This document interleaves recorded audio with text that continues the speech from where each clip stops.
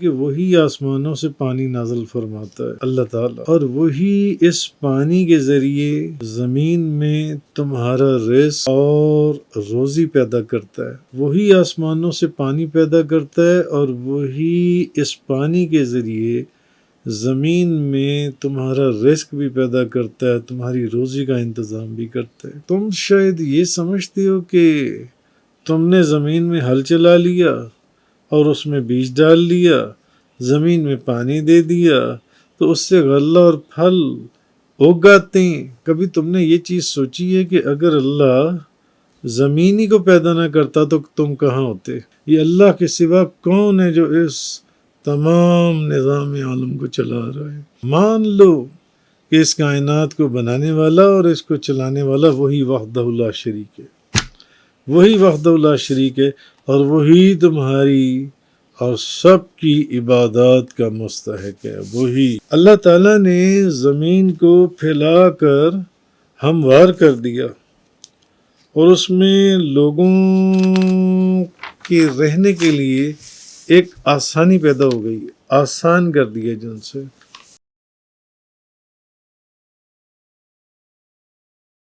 امن خلق السماوات والارض وانزل لكم من السماء ماء فانبتنا به حدائق ذات بهجة ما كان لكم ان تنبتوا شجرها أإله مع الله بل هم قوم يعدلون۔ بھلا بتاؤ تو صحیح، آسمانوں اور زمینوں کو کس نے پیدا کیا، اور تمہارے لیے آسمانوں سے پانی کس نے اتارا؟ تو ہم نے اس سے بارونق باغات اگائے۔ تم میں یہ طاقت نہیں تھی کہ تم ان باغات کے درخت اگاتے۔ کیا اللہ کے ساتھ اور کوئی معبود ہے؟ بلکہ تم راہ راست سے تجاوز کر رہے ہو، تم سیدھے رستے حد سے زیادہ تم آگے بڑھ گئے، جو اصل راستہ تم اس سے ہٹ گئے ہو۔ تم کیسے یہ چیزیں سمجھ رہے ہو؟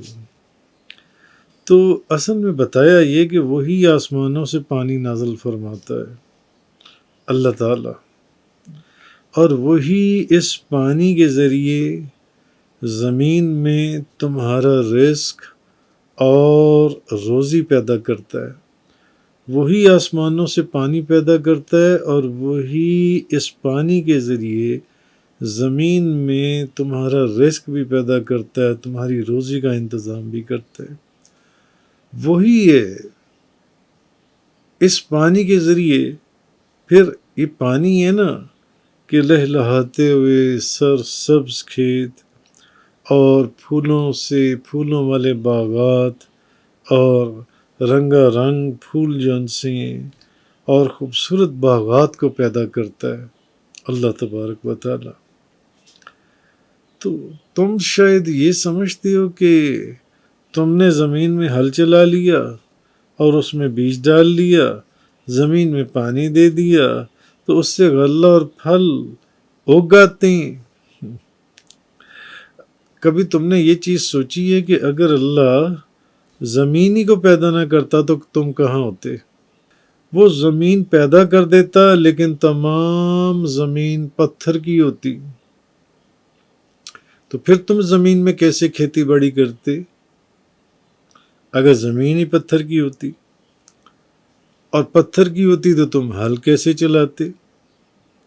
اور جب ہل نہ چلا پاتے تو زمین نرم کیسی ہوتی اور اس میں بیج کیسے ڈالتے اور پانی کیسے دیتے جو ان سے؟ اور اگر وہ بیج ہی نہ پیدا کرتا، زمین بھی ہوتی، پھر تم کیا کرتے؟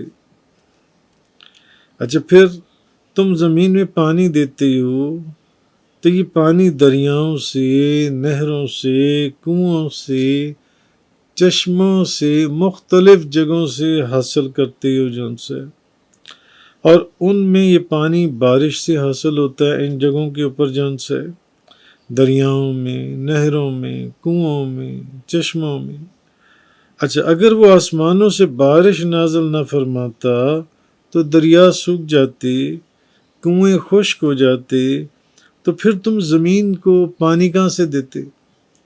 کبھی تم نے سوچا ہے پانی کہاں سے لاتے؟ پانی کہاں سے لاتے؟ یا جیسے سورہ ملک کے اندر فرمایا گیا آیت نمبر 30 میں کہ آپ کے بھلا یہ تو بتاؤ، اگر تمہارا پانی زمین میں دھنس جائے تو وہ کون ہے جو تمہارے لیے صاف پانی لا کر دے گا؟ اور فرض کر لو یہ بھی نہ ہوتا اور پانی سارا زمین میں دھنس جاتا، تو پھر تم کیا کرتے؟ پانی کیسے دیتے زمینوں کو جون سے؟ تو تمہارا کام تو اتنا ہی ہے کہ تم ہل چلا کر زمین میں بیج دبا دیتے ہو اور زمین میں پانی دیتے ہو۔ تو کبھی سوچا ہے کہ بیج کو پھاڑ کر اس میں سے پودا کون نکالتا ہے؟ تم نے تو بیج پھینکا تھا، بیج پھٹ گیا اور اس میں سے پودا نکل آیا، اور وہ روئی سے بھی نرم و گداز پودا جن سے وہ نرم و نازک وہ پودا، اس میں اتنی طاقت کون ہے جو پیدا کر دیتا ہے کہ وہ زمین کو چیرتا ہوا زمین سے باہر آ جاتا ہے۔ اچھا، پھر سورج کی دھوپ سے غلہ جون سا کون پکاتا ہے؟ کبھی دیکھا ہے تم نے؟ اور چاند کی جو کرنیں اس سے ذائقہ کون پیدا کرتا ہے؟ تو پودوں کی تر و تازگی کے لیے کبھی سوچا ہے کہ ہوائیں کون چلاتا ہے؟ کیا یہ تمہاری ساری کارستانی ہے؟ یہ تمہارا سارا کام ہے؟ نہیں۔ یا جن بتوں کی تم عبادت کرتے ہو، جن بتوں کے جو بت تمہیں نہ کسی نقصان سے بچا سکتی ہے نہ کوئی فائدہ، تم ان کے یہ تم سمجھتی ہو کہ وہ کر رہے ہیں جو ان سے، جن کو خدا نہیں، اس کے سوا کوئی معبود نہیں ہے، وہی عبادت کے لائق ہے۔ کبھی غور کیا کہ شبنم سے جب ہوائیں بھی چلتی ہیں پھر شبنم سے ان کا منہ وہ کیسے دھلے بھی ہوتے ہیں؟ تو کیا اس سب کی طاقت تم میں سے یا کسی بھی انسان میں ان چیزوں کی طاقت ہے جن سے، یا ان میں ہے جن کو تم اللہ کا شریک مانتے ہو؟ تم کہتے ہو کہ یہ اللہ کا شریک ہیں، تو جب یہ چیزیں نہ تھیں تب بھی آسمان اور زمین تھے، آسمان سے پانی برستا تھا، اور زمین جون سی ہے وہ جیسے یہ درخت تھے اور یہ باغات تھے اس وقت بھی تھے۔ تو کیا تم سمجھتی ہو کہ یہ اب جو تم نے اپنے ہی ہاتھوں سے بت بنا لی ہیں یہ وہ سارا کر رہے ہیں؟ تم جن کو تم نے خدا بنا لیے وہ یہ سارا کچھ کر رہے ہیں؟ نہیں۔ یہ اللہ کے سوا کون ہے جو اس تمام نظام عالم کو چلا رہا ہے؟ اور یہ بات سوچنے کی ہے جب اس کے سوا اور کوئی نہیں تھا تو تب بھی تو یہ سارا نظام اسی طرح چل رہا تھا۔ تو تم کیوں نہیں مان لو کہ اس کائنات کو بنانے والا اور اس کو چلانے والا وہی وحدہ لا شریک ہے، وہی وحدہ لا شریک ہے، اور وہی تمہاری اور سب کی عبادات کا مستحق ہے، وہی جن سے تمہاری عبادت کا بھی مستحق ہے، سب کی عبادات کا مستحق ہے۔ امن جعل الارض قرارا وجعل خلالها انہارا وجعل لها رواسي وجعل بين البحرين حاجزا آلہ مع اللہ بل اکثرهم لا یعلمون۔ کہ بتاؤ کس نے زمین کو جائے قرار بنایا اور کس نے اس میں دریا رواں دواں کر دیے، اور زمین کو برقرار رکھنے کے لیے مضبوط پہاڑ بنا دیے، اور دو سمندروں کے درمیان آڑ پیدا کر دی، دو سمندروں کے درمیان میں۔ کیا اللہ کے ساتھ کوئی اور معبود ہے؟ اب اس آیت میں بھی دوبارہ پوچھا گیا کیا اللہ کے سوا کوئی اور معبود ہے؟ اب پچھلی آیت میں تو پانی کی مثال دی اور باغات کی اور ان ساری چیزوں کی، اب یہاں زمین کی کچھ جو قرار بنایا کہ اس کو جائے قرار بنایا اور اس میں دریا رواں کر دیے، تو اس میں زمین کو برقرار اور مضبوط پہاڑوں کا ذکر کیا گیا اور دو سمندروں کے درمیان آڑ پیدا کر دی گئی۔ اب پھر پوچھا گیا کیا اللہ کے سوا کوئی اور معبود ہے؟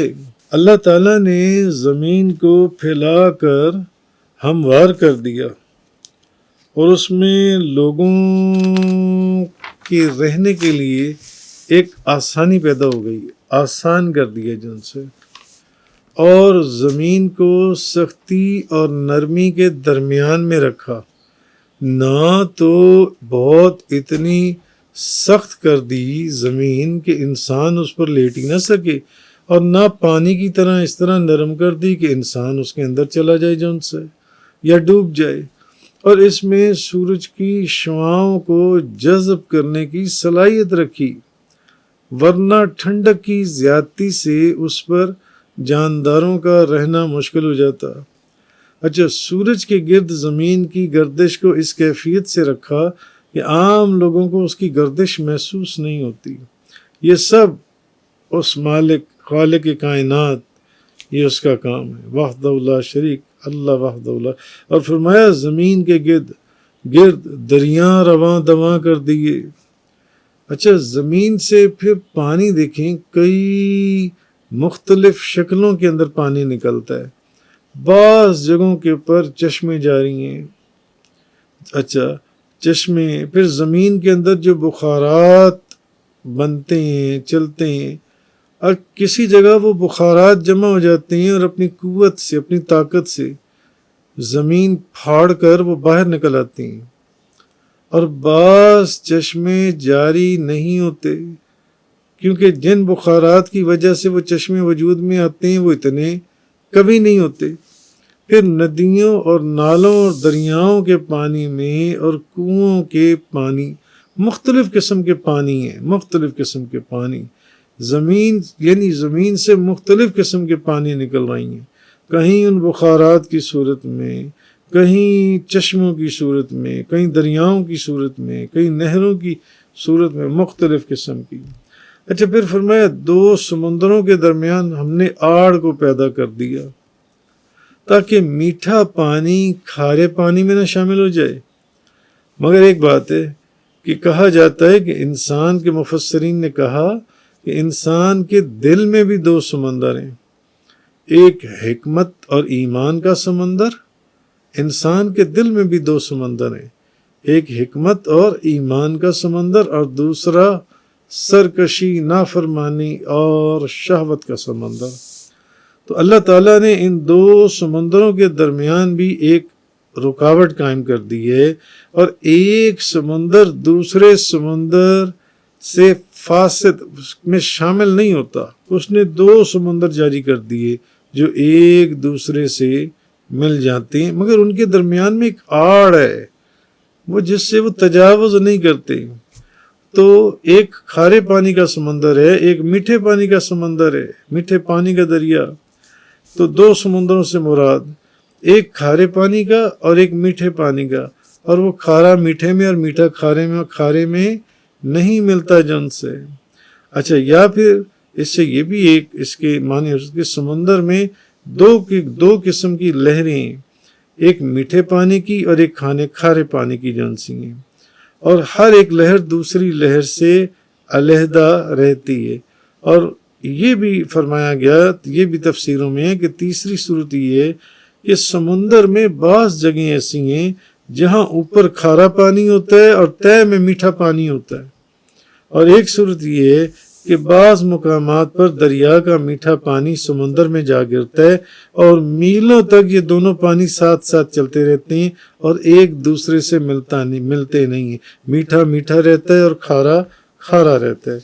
تو یہ نعمتیں اور زمین میں سوچنے کی بات یہ خصوصیات یہ کس نے پیدا کی ہیں، یہ نعمتیں کس نے پیدا کی ہیں؟ اور تم حضرت عیسیٰ علیہ السلام کی پرستش کرنے لگ گئے ہو، حضرت عیسیٰ علیہ السلام کو خدا تم نے بنا لیا، حضرت عزیر علیہ السلام کو خدا بنا لیا جن سے، حالانکہ ان کے پیدا ہونے سے پہلے بھی زمین میں اور سمندروں میں یہ چیزیں موجود تھیں۔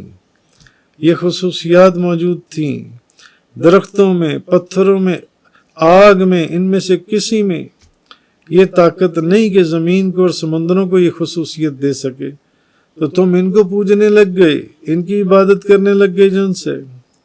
نہ سورج اور چاند میں یہ طاقت ہے، اور تم میں سے کچھ لوگ وہ ہیں جو سورج کی پوجا کرتے ہیں، کچھ لوگ وہ ہیں جو چاند کی پوجا کرتے ہیں، کیونکہ سورج اور چاند زمین کے جس حصے سے غروب ہو جاتے ہیں، اس غروب سے زمین کے اس حصے کی خصوصیات میں کوئی فرق تو نہیں آتا جو ان سے۔ پھر اصل بتاؤ کہ یہ خصوصیات سوچنے کی چیز، عقل کے گھوڑے دوڑاؤ اور سوچو کہ یہ خصوصیات کس نے پیدا کی ہیں اس زمین کے اندر، اور ان کے پیدا کرنے والا کون ہے، اور کون ان کے پیدا کرنے کا دعویٰ کر رہا ہے، کون دعویٰ کر رہا ہے کہ یہ چیزیں میں نے پیدا کی ہیں۔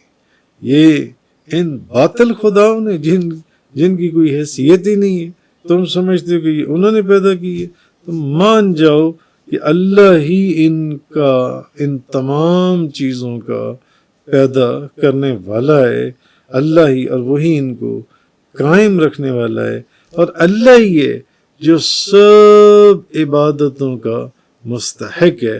وآخر دعوانا ان الحمدللہ رب العالمین۔ تفسیر قرآن کا یہ لیکچر انگلش میں سننے کے لیے براہ کرم ڈسکرپشن میں موجود لنک پر کلک کریں۔